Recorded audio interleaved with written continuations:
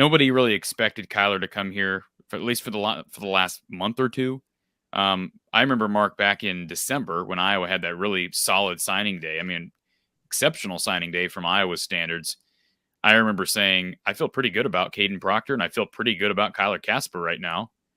And I still feel pretty good about Proctor, although that recruitment's been pretty quiet here of late. But as it relates to Kyler, it just, as time went on, and yeah, was it Nike specifically, the NIL poll of Nike? Maybe, but I don't think he was going to come here anyways. I think if Oregon didn't get him, I think it was Tennessee second and then Iowa third. He had offers to go basically anywhere he wanted. And Mark, let's just address the elephant in the bag, or what's the term? Elephant in the room. Why did I say in the bag? You can't fit an elephant in the bag. Because you could be thinking bagmen. NIL. Okay, that's true. Bagmen? That is true. Good point. Okay. You can't fit an elephant in a bag, though. Let's just address the elephant in the room, though. Why would you, and I've heard this from a lot of fans this past week. Why would you want to come here? This is not a snarky question. Why would you, if you're an elite wide receiver, want to come to Iowa, Mark? That's a fair question, isn't it? Of course, it's a fair question. It is. Fans, and for some reason, there's been a number of topics and conversations that we've addressed in recent days on the main channel that has led me to come back to this same central point. Fans are fans, and it's great to be a fan. And there's a reason why we can run channels like this and be successful, because we appreciate all of your passion. But everybody's viewpoint is skewed as a fan, mine included. Now, I try to pull back and do the best I can and not to be, but we all have a skewed viewpoint on things. The point I'm making is that it's offensive for fans to hear that a particular type of player, position of player would not want to go to their school. But look at it reasonably. If you're a wide receiver and you can maybe not go wherever you want, but you've got a high selection of schools like a Kyle Kasper does, why would you choose to go to Iowa? And again, take yourself out of the fan's role and put yourself in his position where he wants to flourish as a football player. And passing the football has not been even mediocre at Iowa for quite some time. And Mark, I think what you just said hit the nail on the head, and you brought up the fact that you are a fan. You're an Ohio State fan. I think you and I are in very similar positions, because that is a question that I've had people ask, because they get upset about, opinions that we have or I have. And they say, well, aren't you a fan? What, don't you got to be a fan first? And that's exactly the opposite. It's frustrating, because you know how good Kevin Casper was here. I mean, in the late 90s, early 2000s, he was really, really good player. And it does. I mean, what you said about being an Ohio State fan, you hit a nail on the head, because I am a huge fan. I'm an Iowa fan. You're an Ohio State fan, but I was not ever going to start this project of producing Iowa content and podcasting and whatnot you are an Ohio State fan, I'm an Iowa fan. Okay, there's no question about it. But you get these people who say, well, why aren't you a fan? You're being way too critical. Why aren't you a fan first? I was never going to start this channel if I couldn't put my biases aside. And I guess what I'm saying is it sucks. I hate seeing Kyler Casper go to Oregon, knowing who his dad was, knowing how talented this kid is, knowing that a former Iowa player has a son who's this darn good. That's why it felt so good when Epi Epinesa, his son came to Iowa as a 4 or 5 star kid in AJ, and he was tremendous here and went on to the NFL. Mac Markway, his dad was not great here. I mean, he really didn't have the career I don't think that he wanted in the late 90s, but Mac Markway was a legacy recruit because of his dad. And, Matt, again, struggled with Iowa, but his son was a legacy recruit as a result of his alma mater. He ends up going to LSU. That sucks. So these last 2 decisions from 2 really good 4-star players, skill position players on offense, it blows. I mean, you hate seeing it, because you also look at the fact that this is an offense that desperately needs guys like this. But again, as an analyst, I have to look at the Iowa program like you just did, Mark, and say, can you really blame these kids? why would Kyler Casper want to come here with struggling quarterback play, a run first offense that isn't real effective in any regard, and doesn't really have NIL opportunities? All of that, I mean, the NIL, Alan's exactly right. That's just kind of the nail in the coffin on some of these decisions. So it is a concern. And we just saw here names. Tyrese Hunter, star freshman basketball player for Iowa State, entered the portal.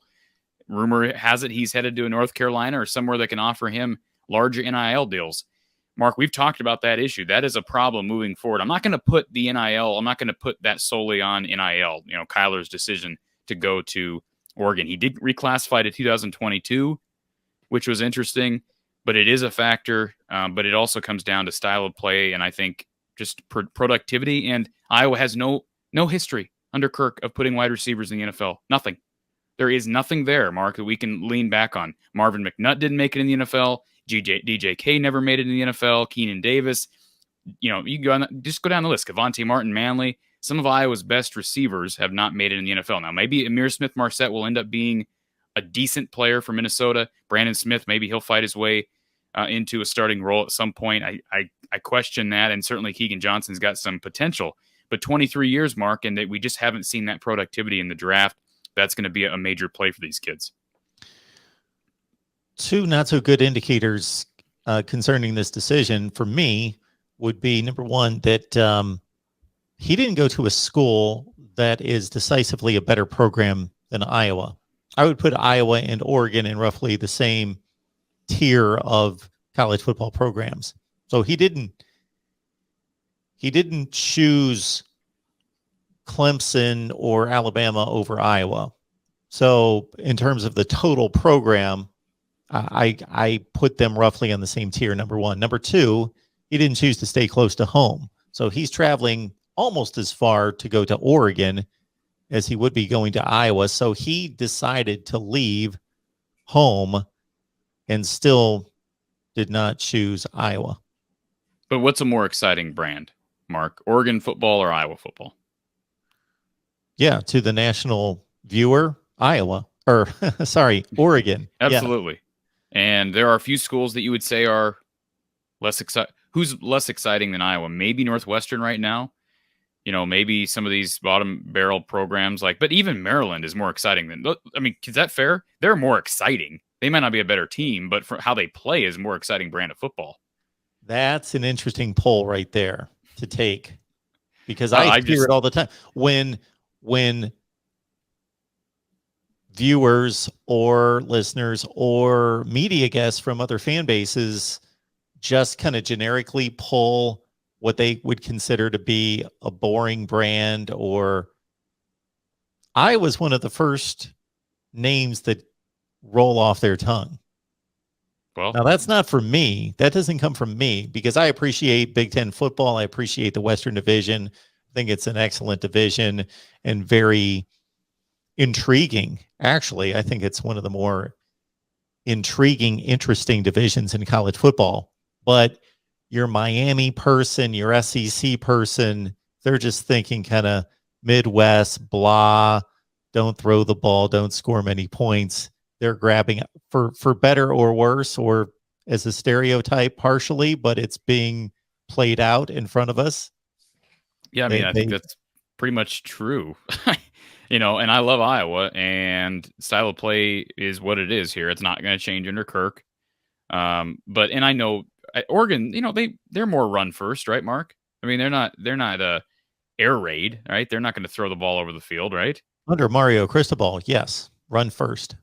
So, it's not like Kyler went to an air raid offense because he wants the ball in his hands all 24/7. So it's not all style of play, but again, it's brand. It is an NIL, and you got to give the Oregon. There is such a thing as recruiting, Mark. Like these coaches are recruiting, and I'm not saying that Kirk failed at recruiting or Tyler Barnes and Brian Ferentz failed at recruiting Kyler, but they didn't get him. So it is what it is. You move on. Same with Mac Markway, who went to LSU. Every so often we have a conversation in which one of us stops the other and says, I wish there was a metric that let us know A, B, or C.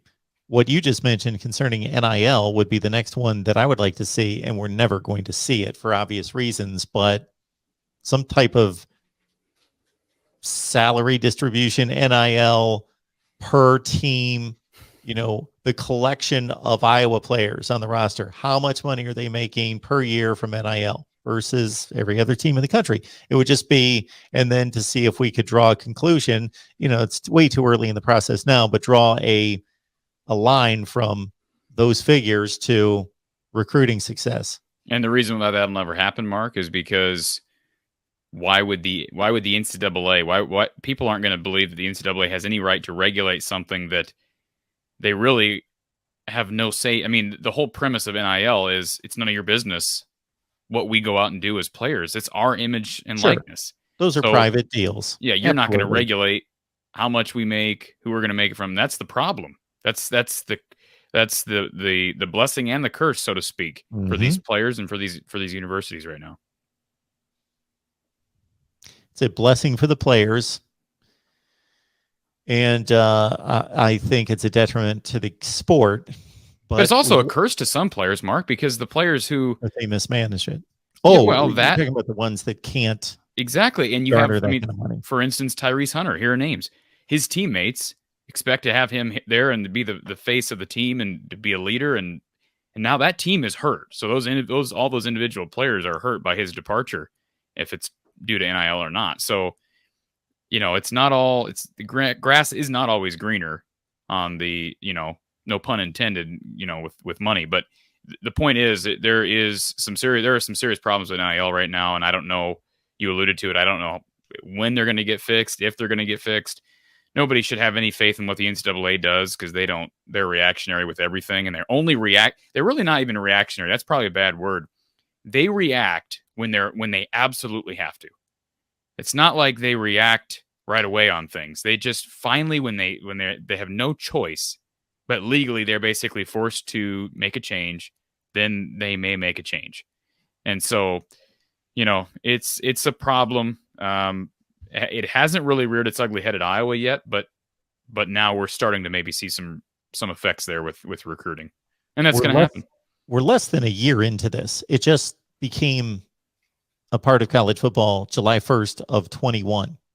Would it have been the worst thing in the world for someone? And I guess it would have had to be the NCAA because there's no other governing body, but some collection of people come together, maybe the conference commissioners come together and say, we can announce this. This will hopefully appease the athlete because they'll know it's coming soon, but give us a year to talk it through, look at the legalities, look at the possible pitfalls, look at how we could help the athlete, how we can educate them, how we can do all these things, and give us a year to figure it out and then roll it out with some type of, I'm all for the free marketplace, but there are restrictions and limitations and laws in place, and there should be with this as well. And I know that there are within each state, but I don't know why they couldn't have, with everything else, it seems like it takes forever to roll out anything that's far less complicated,